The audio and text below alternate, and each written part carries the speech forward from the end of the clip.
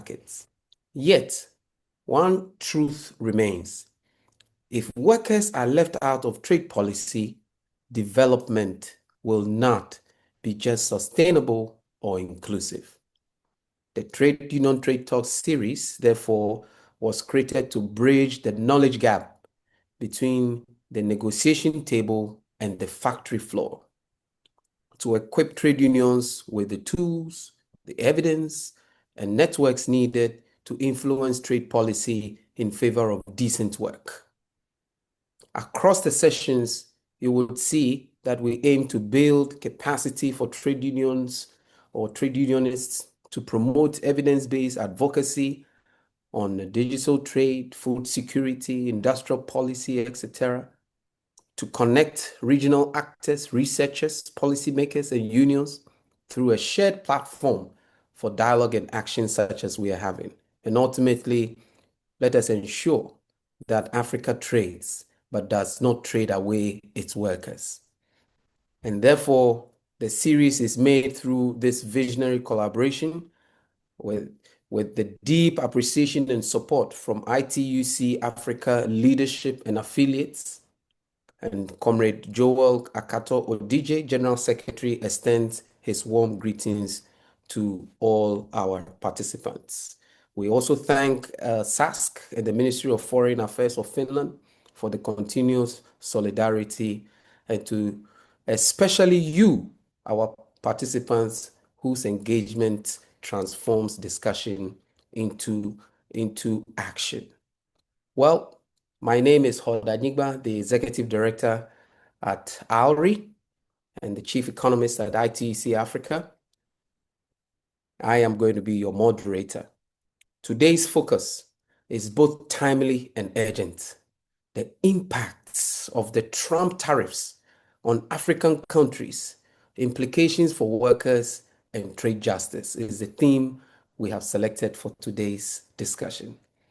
Following the expiration of AGOA on September 30th, 2025, with a promise from the United States showing commitment for its extension, Africa exports to the United States now face a tougher tariff regime.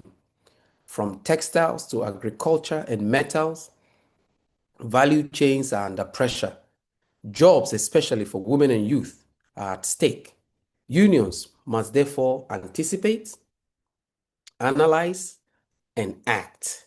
So this session we're going to have here will be a session to examine the resurgence of U.S. trade tariffs and its effects on across Africa, the real labor implications, strategic response from unions, governments, and how Africa can actually shift from a position of vulnerability to a bargaining power. And we have the right person to actually do that for us and set the tone. We are honored to host Colette van de Ven, founder and director of TULIP Consulting International. TULIP Consulting, it's an international, she's an international trade lawyer with more than 15 years of experience and a research fellow at the London School of Economics. She has advised many governments, published so many policy studies and on trade and sustainability. She has represented governments at the WTO and has featured in major news outlets, including the BBC, Financial Times, and what have you. She brings so much expertise, unparalleled expertise, to today's discussion. So let this TUTT series begin. And I will start by asking a very important question I'm sure our participants are yearning to hear. So, Colette, welcome to TUTT Series 3. Thank you very much, Hod. Why a trade war with the rest of the world and Africa caught up in the crossfire when the world, the global market, is already facing enormous economic and political turmoil? Why a trade war at this time from President Trump? Thank you, Hod, and thank you for the introduction and for having me on this program.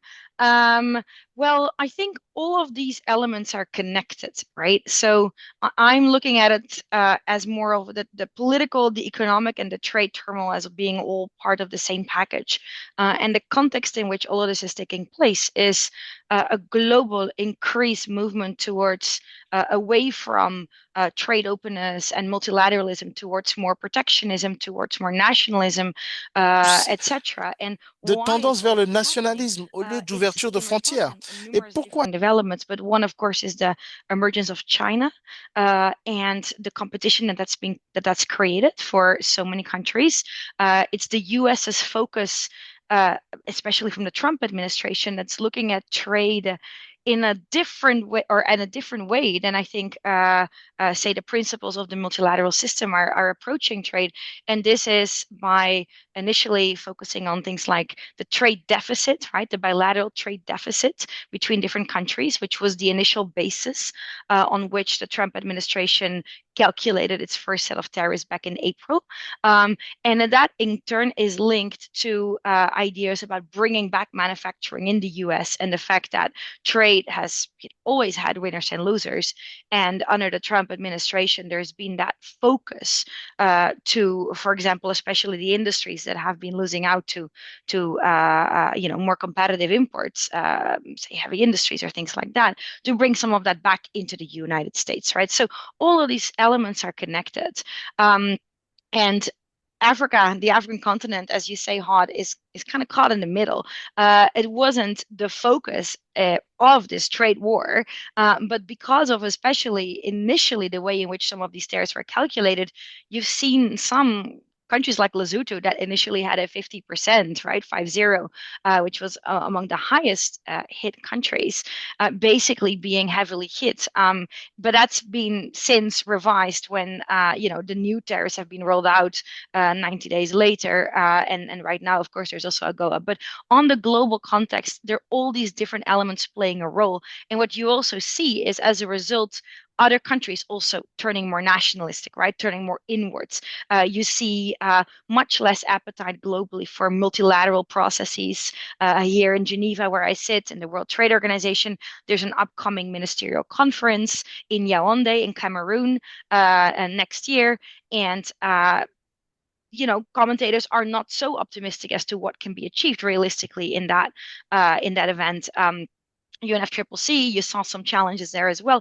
There are a lot of different issues there. So that's by and large creating the shift towards more nationalistic approaches, including also by other countries, not just United States, but that are following suit. Thank you for that. And the quest for a certain global community to push for multilateralism, we have seen that from the recent G20 and how all countries have come together, and still issued a statement of commitment to most of the multilateral Mhm. commitments without the United States, and that was quite interesting. But let me take you on to a certain economic intelligence question. I mean, trade shocks usually hit sectors asymmetrically. Studies from China, studies from even Africa show employment declines where industries are exposed to tariff volatility. So, Africa, if you think about it, may face a Trump shock, particularly in AGOA dependent sectors, like we have seen in a country like Lesotho, where a lot of workers are facing this Trump shock, right? And so, if you think about it from that sectorial employment shift theory, the famous Tompler-Samuelson theorem, trade shocks affect wages and employment differently across sectors. Now, how have the Trump tariffs affected African exports, in your opinion, and jobs in key sectors such as textiles, steel, and agriculture, and perhaps would continue to impact these sectors? What Mhm. is your expert view? Yeah, thank you, Hod. I think that's a really key question as well. So perhaps to start by breaking it down a little bit, what all the elements are that we're looking at, and then how this is impacting different sectors. So, First, we're looking at the Trump tariffs, right? And those were initially announced in April, subsequently revised, right? And a lot of African countries that were really heavily hit, like Lesotho with 50 or Madagascar at 47, they were revised down quite a bit, right? So Lesotho today, under that package of tariffs, has been revised to 15%, and a large number of African countries are at 15, some are at 10, South Africa is at 30, right? So the first element to look at is to identify the right set of facts that we're looking at. And that in order to get to your analysis, right, of what sectors are most affected. And that is already being quite a challenge because of these frequent shifts in announcements, right? There is a certain degree here of instability and of uncertainty. And I think that first and foremost is what's made this particular set of tariffs extremely challenging to respond to, both for governments and industry. You see that in particular in the Lesotho case, right? Even if the tariffs of 50% have subsequently been revised down to 15%, a lot of the damage has already been done, right? Companies have laid off workers. Companies have orders have been reduced, even if the 50% did not materialize, right? So number one of all of this is the uncertainty around what's happening and how that's impacting the responses, right? But now we take the tariffs that were subsequently revised and let's build on those because that's what we've got, right? In addition to that package of tariffs, you rightfully point out, Hod, that there is the expiration of AGOA, right? The African Growth and Opportunity Act. And under AGOA, the United States provided duty-free access to the United States market for a large range of products. There were, I think, over 6,000 products. And that allowed and enabled numerous industries to get a competitive advantage, a competitive edge over other countries exporting similar products to the United States, but that were not eligible for AGOA, right? So this basically, the zero tariff really was an enabler. It was devised under the Clinton administration as a trade enabler, trade, not aid in that philosophy. Now that program has expired, as you've pointed out, in September, right? So just a few months ago, it expired. Because there was no support at the time to keep that going.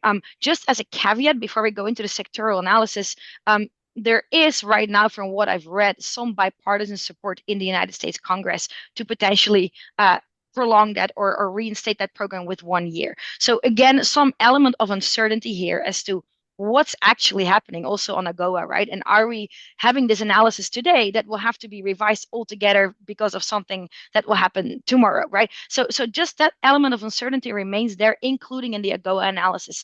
But let's add up everything that we know today, and there, which sectors are affected and which ones are more prone to being affected than others. Now, the sectors that are mostly affected from the totality of the package and how one can look at that is from the studies that have been done, it's predominantly the textile and garment industry. That one is slated to be to having the highest exposure, and it's estimated, this is ITC research at International Trade Center, to reduce projected exports of AGOA beneficiaries in total by 8% by 2029, of which the vast majority is in the in the apparel sector, and then followed by skins, leather products, and footwear, and then processed food and animal feeds and vehicles.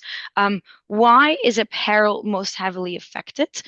This is directly connected to the preference margin that apparel products were receiving under AGOA, in addition to the tariffs that we're seeing. But if we take the AGOA package, most favored nations tariffs for apparel tend to be quite high, right? They tend to range between, say, 8 and 10, 8 and 11%. Under AGOA, you get zero, right? So now that AGOA has expired, you're back to paying the MFN tariff, right, of whatever that is, 8 to 11%. So that is why there is a huge impact from having no longer the AGOA tariff plus having to pay the new reciprocal tariff, right? Because those get added up, right? that impact is therefore so very significant in the garment industry. Agricultural and food products are also significantly impacted, not as much as textiles because the margin differential is lower. But those products come in here as well. And then products that would be and they put jobs on the line, right? Even the threatened tariff, as I've mentioned, but these existing tariffs as well. Another element to look at to identify who is impacted and who isn't. There is a sectoral element, but there's also the country-specific element, right? So some countries producing garments are more heavily impacted by this than others, and that is a factor not only of the exact tariff that the country has, in addition to the AGOA program expiration, but it's also a product of relative competitive disadvantage and advantages, right? So if you are directly directly competing with, say, Bangladesh as a garment exporter, in order to better understand how much all of these different tariff developments are impacting your competitiveness, you would have to not just look at what's happening within your own country, but how it compares vis-a-vis the situation of directly competitive products. So that would include looking beyond Africa as well, right? Looking at Bangladesh, looking at Vietnam, looking at the tariffs that they have been given, and any preferential programs that they're subject to under free trade agreements, right? Projects, there are also some elements. You mentioned the steel sector as well, Hod. Steel is not as heavily impacted generally from Africa, although there is a 25% tariff in addition to what the tariff is the country will be paying, right? So the only country whose steel exports will be significantly impacted is South Africa, right? Because South Africa is actually exporting, a sizable volume of steel, and they will have that added tariff that they would not have to pay, right? The 25 plus the 30. So that makes this disadvantage for South Africa. But a lot of other African countries are not as heavily reliant on steel exports to the United States. So there, the shock will be less. Another point I wanted to make just in this discussion is that one sector that's exempt from the Trump tariffs, those are mostly critical raw materials, right? That's not always highlighted as much. But that means there's a long list of things in the original tariff announcement of what critical raw materials are exempt from the Trump reciprocal tariffs, right? A lot of these critical raw materials are not that impacted by the AGOA expiry because the differential with the MFN tariffs tend to be very low on those, right? So the differential between no AGOA and MFN is low. So those countries are potentially not as affected by the cumulative effect of the tariff changes that we see, right? And what that also means is that those countries will continue to be competitive in exporting commodities, right? Which has traditionally been a key problem of the African continent because it moves away from product diversification, right? So that element is also there. And then finally, just to conclude on some of these shifts in competitiveness, what's important as well is in understanding how everything changes, some countries are standing to gain, right? It's not a loss across the board. Who is standing to gain? And this goes back to my earlier point. It's those countries that comparatively are coming out of this in a better position. So take, for example, Ethiopia, right? Ethiopia had its AGOA preferences revoked a couple of years ago because of human rights violations and a few other things, right? So they were not benefiting from the AGOA preferences and hence could not be, were not eligible to export say garments to the United States at zero tariff. Now, for a place like Ethiopia, the fact that other countries are no longer able to do that either is actually, on balance, creating a situation that could benefit them competitively, right? So that's also important to highlight, or even take Ethiopia on a different product. Take coffee, right? Ethiopia has 10% tariff, Brazil has 50, right? That is a coffee export competitor. So that will also influence the game. So a lot of who gains and who wins, yes, it's sectoral, and sectorally the sectors that are losing out is garments, it's agri-food processing, it's the ones that are connected with large number of workers, right? And a lot of workers that are in very vulnerable positions. The sectors that mm, tend to not lose as much are the raw materials and things like that. But mm, then there's also the country-specific situation, which depends on mm. a lot of other variables. Interesting. This reminds me of the game theory. It's all a zero-sum game, isn't it? Somebody gains, somebody loses. But then you talk about something. There are jobs on the line in these sectors: the textiles, the food, is it the steel, the vehicles. Um, African Union launched last year, I think in October, the Africa Green Mining Strategy. And that seeks to say the value must be retained on the continent. So the critical raw materials Africa wants to keep on the continent, Yeah. and so it's not falling into that cycle of exporting raw materials all the time. But of course, like you have explained, you talked about uncertainty, uncertainty, uncertainty. You mentioned that a lot. Um, Tariffs from the Trump administration or from elsewhere not only triggers price, it changes the structures of the economy of specifically the labor markets. It affects women, it affects the youth, it affects low-skilled workers disproportionately, right? This is linked to the dual labor market theory. So what are the biggest risks in these shifts that we are going to see? What are the biggest risks you think you can identify with these big tariff movements? These risks that pose significant problems for African workers and industries, both in the short term and the long term. You have mentioned a few, but answering this question directly, what do you think will be the biggest risks that come to mind? No, absolutely. I think the biggest risks are for the most vulnerable countries that are most heavily and strongly dependent on both the tariffs as a competitive advantage vis-a-vis other countries and the US market, right? So, and again, we get to Lesotho here, which is a country whose entire garment industry has been supported by these trade preferences, right? Without the trade preferences, the Lesotho garment industry would not exist the way it exists today, right? So when you take that away, that is when you really see a significant shock that is occurring, right? And significant risk for the workers. Um, Compare that to communities that have certain sectors but are not exclusively reliant on it. Say, communities that are also exporting the garments significantly to the EU market, or that are, in addition to doing garments, also having other industries that are creating a more diverse export basket. Right? Those countries are better positioned to withstand and to capture some of the shocks that happen because of these shifts. So I think the most vulnerable amongst the countries are really the smaller export dependent ones. And that depends also a bit on which sector.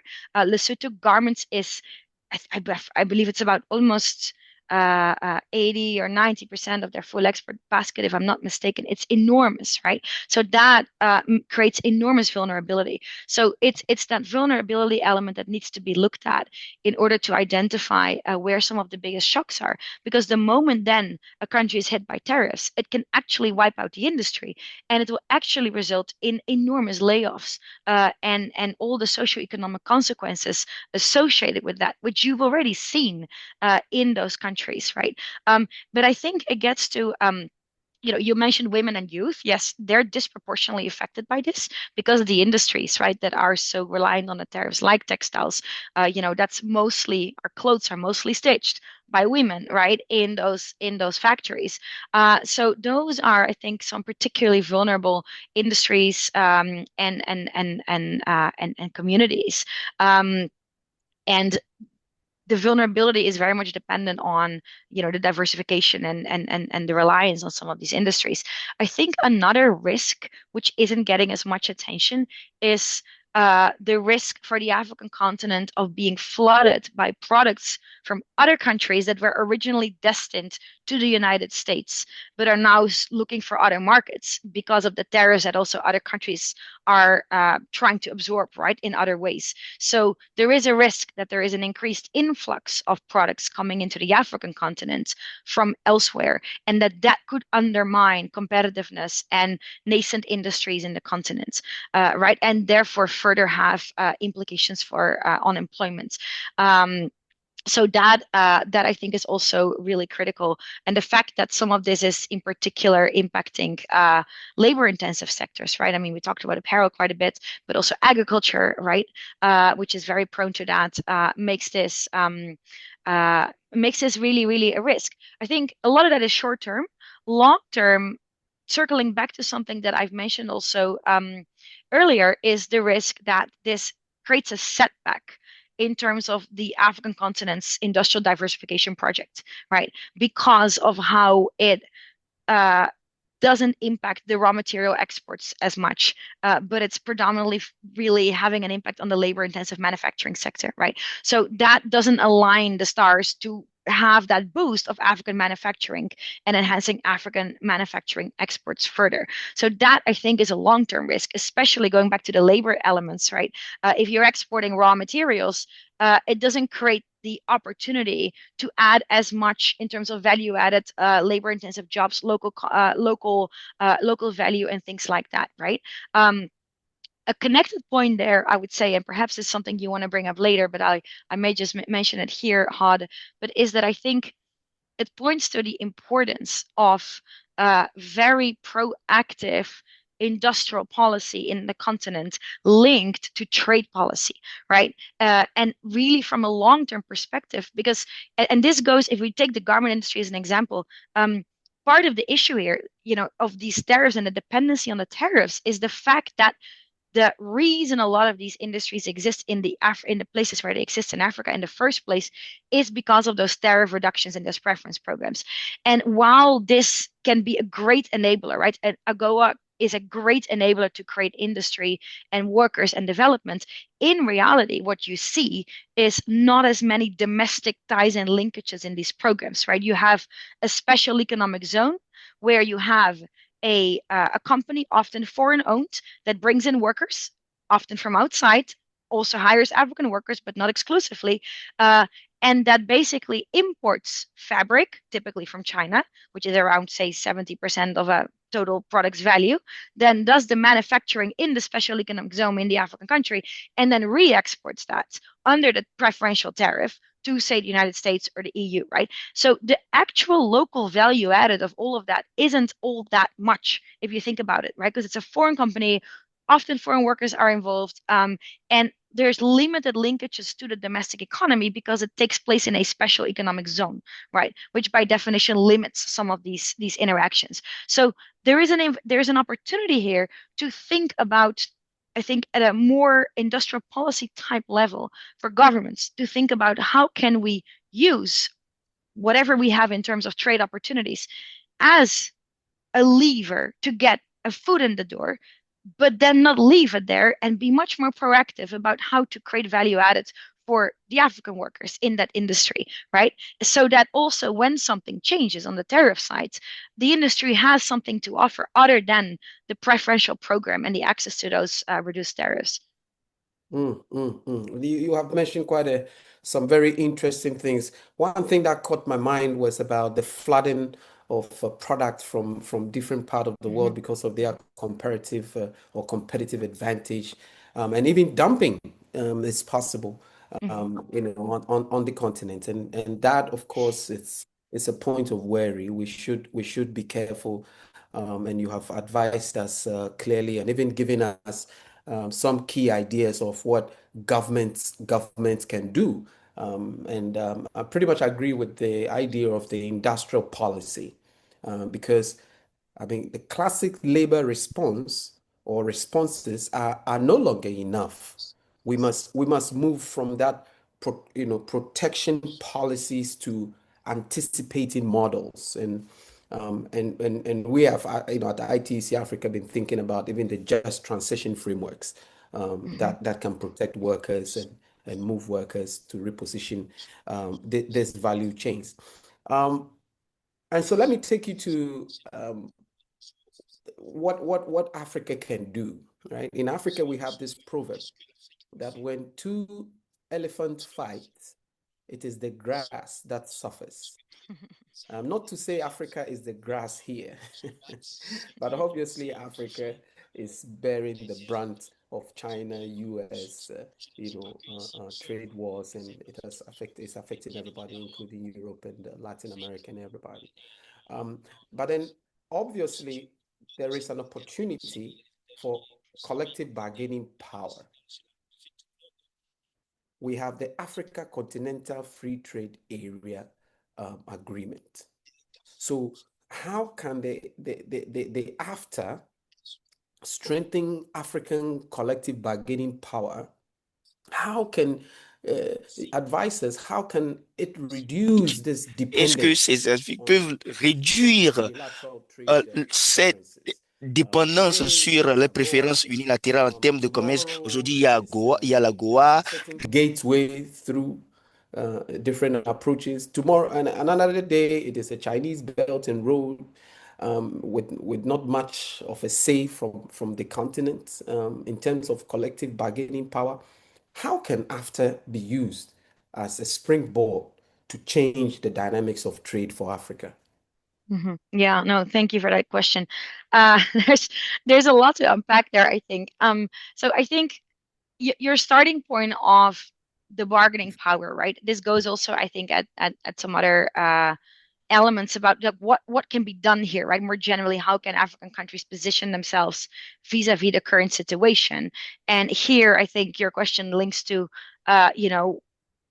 interacting with, say, in this case, the Trump administration or other countries, right, to collectively be stronger in seeking certain results that are in the best, aligned with the best outcomes for Africa.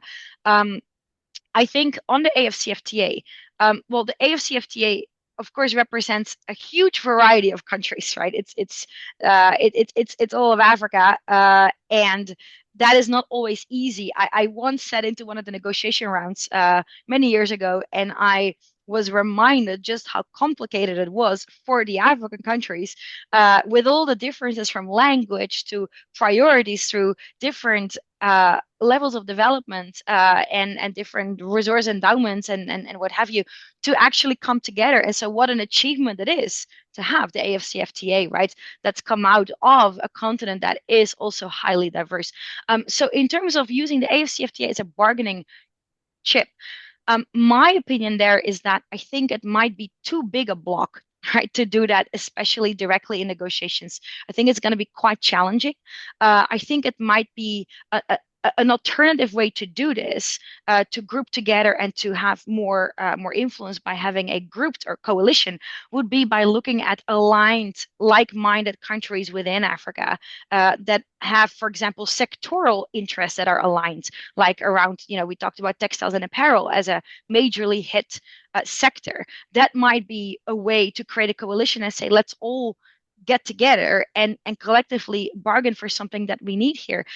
Or another way could be for resource intensive countries to come together, right? There was a meeting that the Trump administration put together with a handful of unusual, I guess, or smaller African countries. This was, I think, back in June or July. And those were all aligned in the fact that they had enormous amounts of natural resources. So there seems some appetite for some meetings along, I think, common elements there, and potentially also common interests. So I think, or different regional blocks, like the regional economic communities, might be another way to go about this. But going back to the AFCFTA, because I think the AFCFTA is, of course, a game changer for Africa in many ways, and plays an important role in the discussion that we're having, right? I think more generally, in particular, because I think it's about it represents a market of 1.4 billion and a combined 3.4 trillion in GDP. And based on the research, the AFCFTA if you trade amongst African countries, the value added of your trade tends to be higher than when you export outside of the African continent, right? So there is that potential as well, which is a key motivator of the AFCFTA. Now, I know that there's quite a few commentators and experts that have basically also suggested the AFCFTA can absorb some of the trade shocks, right? That is being created by the Trump tariffs, and it might be the push that's needed to get this over the finish line because there's still pending rules of origin and there's still some pending schedules of concessions and what have you, right? And trade under the AFCFTA hasn't quite picked up very much. So there is a whole array of literature around saying this could be the opportunity for the AFCFTA. I think that could be the case. And at the same time, I also think it will be in reality quite challenging, and that it will be quite challenging for the AFCFTA to absorb the trade gap that's been created by the US's tariffs. And I think that's in part because the African countries, I don't think, are directly able to absorb all of that additional trade flow, right? That would have to be redirected because you need to have a demand for that, and the demand isn't always there. There needs to be, ability to get similar types of prices for the products, which may also not be there. So one needs to have a look at the economics of this, right? Beyond the theoretical idea that this could happen, to see how realistic is it for the AFCFTA to actually absorb some of that excess, or be a place to which that trade can be reabsorbed. For some countries, they might be able to do it, especially the bigger ones like South Africa, etc., Nigeria. They might have more chances to sell their finished products on the African continent than some of the, especially perhaps the smaller countries. But I think another element here is that, again, the African continent will be competing with possibly increased influx of imports created by other countries also looking for alternative markets, right? Which could in fact undermine some of the inter-African, trade project that's being created. And I think finally, the question about creating intra-African value chains, and you've mentioned this with your reference to the mining agreement as well, Hod, and sustainability. And of course, one of the premises around this project being that there should be more value created within Africa for Africans by Africans, right? And to have more of the processing of different value chains happening within the continent. So that will not materialize automatically, right? So the AFCFTA can be a lever, can give a push for that, but it needs to be complemented with financing that's going into developing these value chains, research around where there are the right competitive and comparative advantages, access to different corridors, ports, logistics, prices of energy. All of these different things have to be aligned. So I think the AFCFTA can serve many different purposes, and I'm a huge fan. But its materialization won't be automatic, especially as an absorber, in the context of how much it can absorb of the trade excess, and also how much of the AFCFTA can be the focus of a coalition around negotiation. In terms of where Africans have their priority interests. Good. I mean, you ended with the coalition. Now we hear of the coalition of the willing. Maybe we should call this the coalition of African countries that want to negotiate sectorally. It's a really, grand idea. And I'm sure we will take this to our governments and see how this can materialize. Comrades, if you joined us midway, we have been talking to Colette. She is a graduate of Harvard Business School. She earned her JD from there, and then It's also the law school, not the business school, in case I'm getting not a any business business. questions. So I'm only prepping my participants here to bring in the hot questions to you after I'm done asking a few more questions. So comrades, feel free to type your questions in the chat box. Because of time, we will not be opening the lines. We would want you to just send your comments or your questions in the chat so we can have as many as possible. All right, let's move on a little bit now into more discussions on after actually, but specifically around food. Um, the statistics around food is staggering for Africa.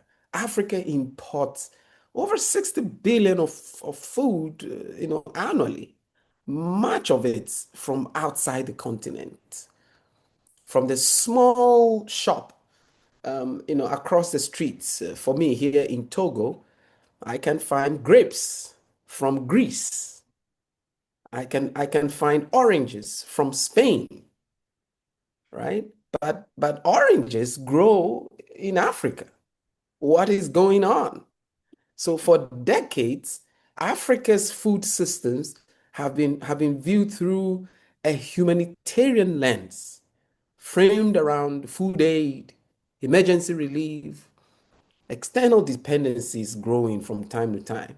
Now, in the book, How Africa Eats, and you have been working with David Luke on these things, you have a chapter in these books. I like the other one on How Africa Trades. Arguing for a shift. You argue for a certain shift, the book says.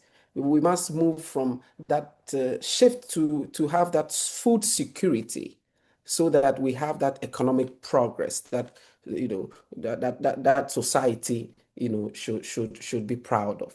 Of course, this aligns with the structuralist economists, which emphasize regional production, local linkages, etc. Now, my question here is, which provisions in the AFTA, looking at all these barrage of tariffs from the Trump administration and all the EPA agreements that we have signed that have not been working for years, and the Bretton Woods institutions emphasis on austerity that do not grow our economies when we go for loans. How can AFTA and other programs, if you like, how can we ensure food security for the working class? That's a really large question, I think, Hod, and you're tying together a lot of different elements there. I would say first, everyone read the book, right? It's called How Africa Eats. It's not a cookbook. Uh, it's it's about food security and the African continent, which I think has some really excellent chapters. From that are looking at the bigger picture of why there is that food dependency element in the continent. How did that